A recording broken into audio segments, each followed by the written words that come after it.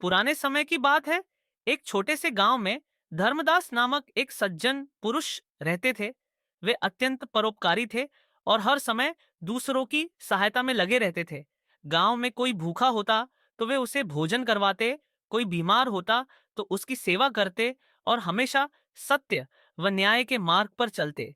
लेकिन एक बात विचित्र थी, धर्मदास कभी भगवान का नाम नहीं लेते थे। वे मानते थे कि केवल अच्छे कर्म ही मोक्ष प्राप्ति के लिए पर्याप्त हैं।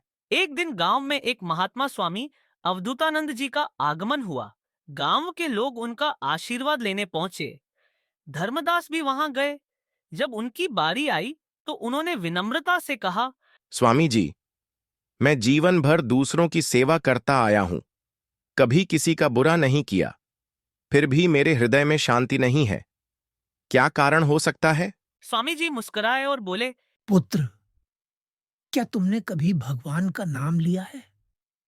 क्या तुमने अपने कर्मों को प्रभु को समर्पित किया है?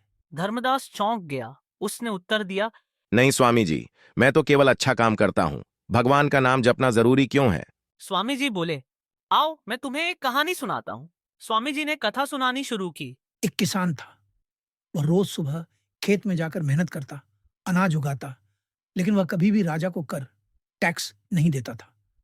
उसने सोचा कि अगर मैं अपनी मेहनत से फसल उगा रहा हूं, तो राजा को कर देने की क्या आवश्यकता। एक दिन राजा के सैनिक आए और उसकी पूरी फसल जब्त कर ली। किसान रोता रह गया। पुत्र, इस कहानी में किसान तुम हो और राजा भगवान। अच्छे कर्म वही फसल है जो तुम उगा रहे हो, लेकिन यदि तुम उन्हें भगवान को समर्पित नहीं करोगे और उनका नाम नहीं जपोगे, तो वे तुम्हें मोक्ष नहीं देंगे। धर्मदास की आंखें खुल गईं। उन्होंने स्वामी जी से पूछा। तो मुझे क्या करना चाहिए? स्वामी जी बोले, अपने सभी कर्मों को भगवान को समर्पित करो और साथ ही नाम जप भी करो। जब तुम सेवा के साथ भगवान का स्मरण करोगे, तभी तुम्हें भगवत प्राप्ति होगी। धर्मदास ने उसी दिन से अपना जीवन बदल लिया। वे पहले की तरह सेवा तो करते ही रहे, लेकिन हर कार्य को श्री कृष्णार्पण मस्तु कहकर भगवान को समर्पित करने लगे। साथ ही उन्होंने हरि नाम संकीर्तन शुरू कर दिया।